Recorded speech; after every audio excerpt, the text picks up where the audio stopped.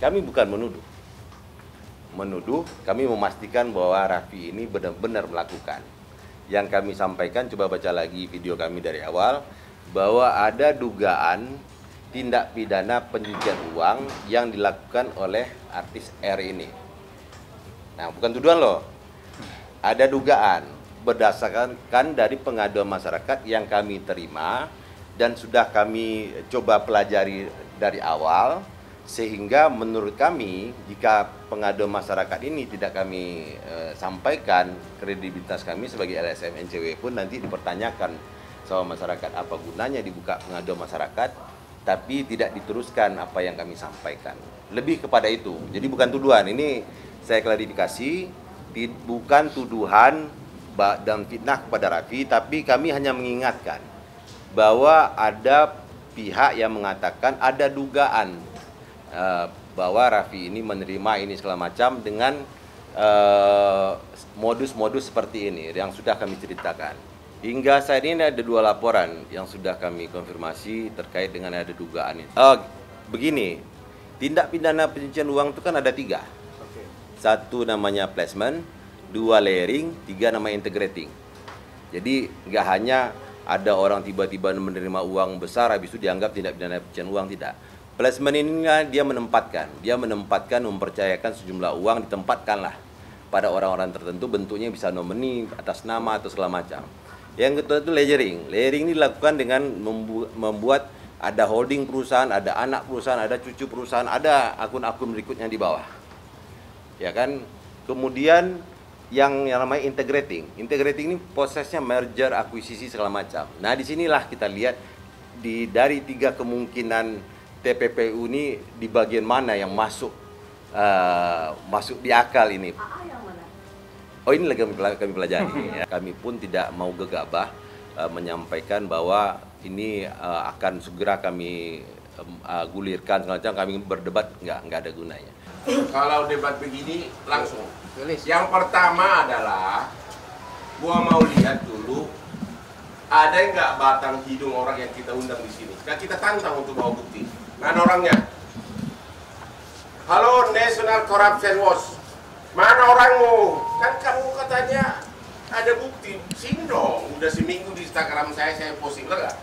Kami undang untuk datang sekarang. Karena kalau nggak ada kamu ya apa gunanya nih mau bicara gosip doang ya nggak? Ada nggak? Coba lihat tampangnya di situ. Ada nggak National Corruption Watch? Watch. Nggak ada. Kok gayanya di TV? Kalau mau masuk TV agar masuk ikut sama Raffi sama Hotman, kami tiap hari masuk TV. Boleh ikut di belakangku nanti.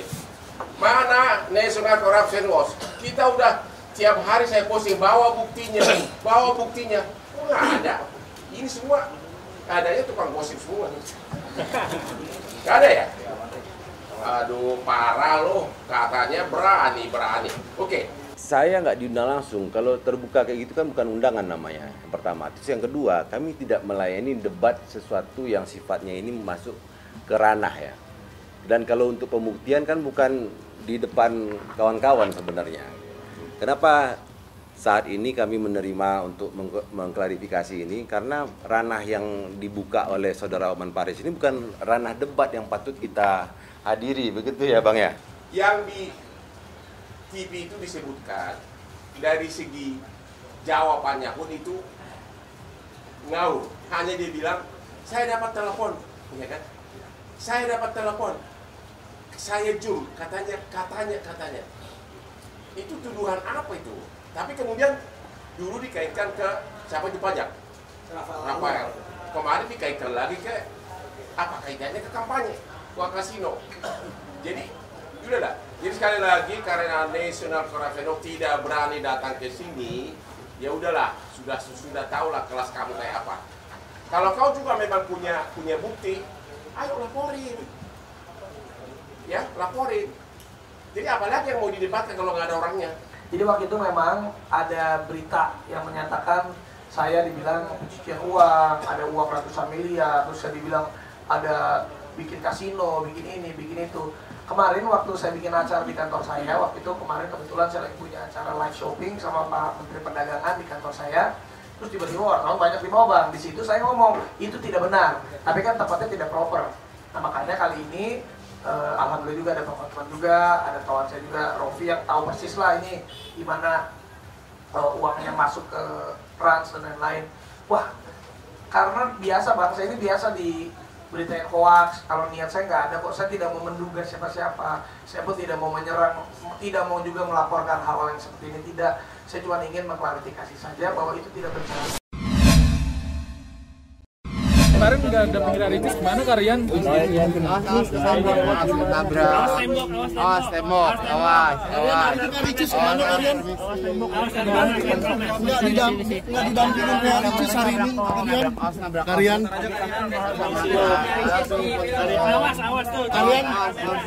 Kalian hari ini nggak didampingin? Aku nggak dengar. Kalian Ricis sendiri bilang pelit sama mertua, gimana kalian? Jangan pernah memamerkan kenikmatan kita di hadapan orang lain secara berlebih-lebihan. Jadi wajar dong kalau ada orang yang iri sama kita, karena kita adalah orang yang suka memamerkan kenikmatan. Contoh, harta kekayaan yang sangat banyak kita pamerkan. Wajar nggak orang lain iri? Wajar. Kenapa kau pamerkan harta kekayaan? Yang Allah berikan kepada, karena di luar sana banyak orang yang mungkin tidak mendapatkan kenikmatan ya Allah berikan kepada. Atau teman-teman punya pasangan yang baik, yang romantis, dan teman-teman posting di sosial media keromantisan, peluk-pelukannya di posting di sosial media, keakrabannya, keintimannya ya sebagai suami istri di publish di sosial media. Sementara yang nonton ada yang jomblo, atau yang nonton ada yang belum menikah, atau yang nonton ada yang suaminya kasar padanya, atau yang nonton ada yang suaminya tidak pernah berlaku baik, berlaku lemah lembut kepadanya. Wajar nggak dia iri? Wajar. Kenapa? Karena engkau terlalu mempublish secara berlebih-lebihan, sehingga mengundang orang lain untuk iri dengki. Kita harus berhati-hati sekali untuk memilah-milih mana yang kira-kira boleh kita tampakkan untuk memotivasi orang lain, mana yang kira-kira ini meninggalkan potensi kedengkian dan keirian orang lain terhadap kita. Ingat tadi, iri dengki itu akibatnya macam-macam. Mulai dari dia suka, dia melihat ya, dia nggak suka, misalnya ibadah sesuatu daripada kita, atau dilakukan dengan tindakan kita, bisa. Kita terlalu berhampir-hampir dan kita pamerkan kepada orang lain, tiba-tiba orang lain iri dengki, kemudian terjadi perampokan, pencurian, mungkin dia iri dengki melakukan perbuatan demikian, seperti kita. Tanggapan saya mohon doanya, karena setiap manusia pasti ada apa ya? Ada problema kehidupan ya, kita semua juga. Yang penting saling mendoakan, saling support, itu aja sih tanggapannya. Nggak semua hal yang karena misalnya rasa nggak nyaman tuh jadi trauma. Jauh loh itu trauma, kalau nggak nyaman ya nggak nyaman aja, nggak usah sampai ke trauma gitu. Tapi intinya gini, kalau orang trauma terhadap anak, hati-hati, kasihan anak ini. Pada satu titik anak itu bisa kemudian men-trace kembali apa yang sudah ditulis oleh ayah atau bundanya, itu akan kemudian dia ingat bahwa kehadiran dia membuat trauma. Pertanyaan saya, apa kalau betul trauma atau tidak? Kalau trauma misalnya karena pada waktu melahirkan mengalami kesulitan dalam melahirkan, atau pada waktu melahirkan kemudian merasa bahwa kayaknya dia tidak bisa merawat anak, ada baby blues dan sebagainya, mungkin bisa namanya trauma pada anak ya. Tetapi kalau misalnya tidak, hanya ada punya masalah terhadap pasangan, belum tentu menunjukkan trauma kepada anaknya. Nggak ada bridgingnya tuh, terlalu loncat kalau menurut saya.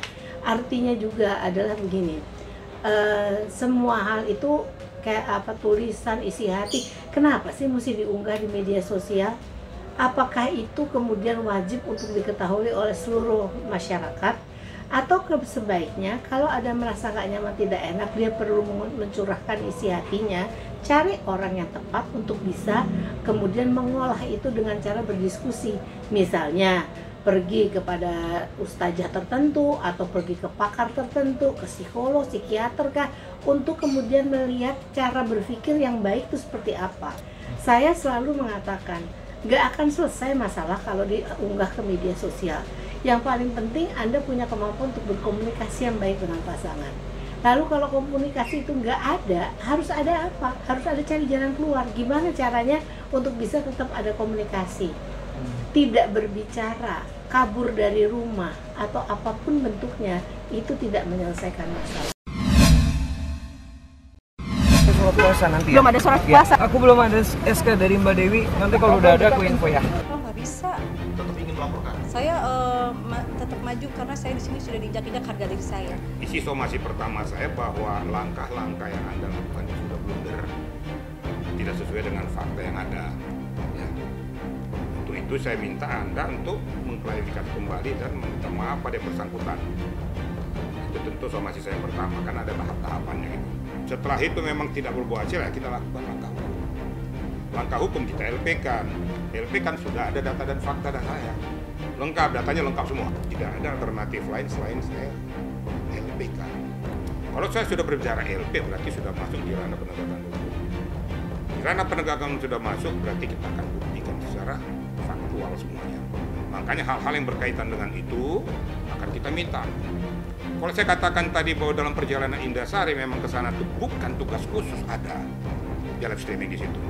Permintaan daripada oknum tersebut untuk memonitoring itu ada di WA semua. Lengkap permintaannya. Lengkap permintaan mengatakan bahwa nggak usah takut, ada di situ semua WA lengkap. Untuk semua, saya baca semua. Sehingga saya nggak mau sembarangan juga ngambil langkah keputusan untuk mendampingi apabila dia salah. Kalau saya salah ataupun dia salah, haram hukumnya bagi saya. Saya hanya mau membela yang benar.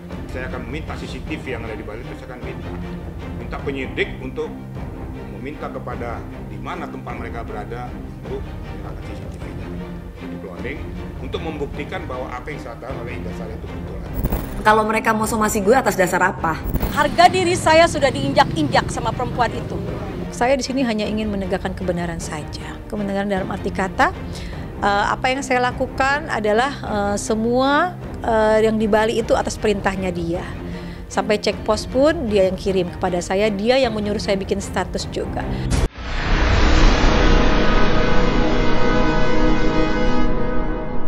Jadi jangan lupa untuk subscribe Cumi Cumi. Ditekan ya tombol lonceng merahnya.